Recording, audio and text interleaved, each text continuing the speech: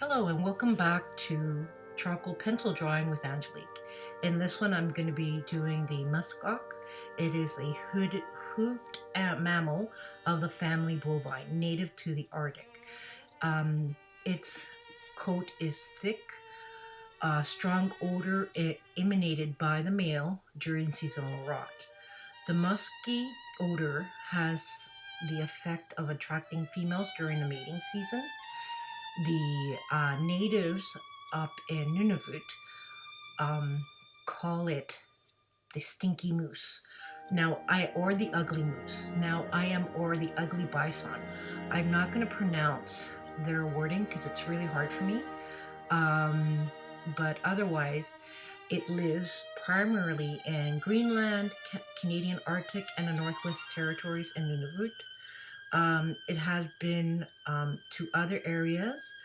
Its population was introduced to Norway, and there's a small population in Sweden as well.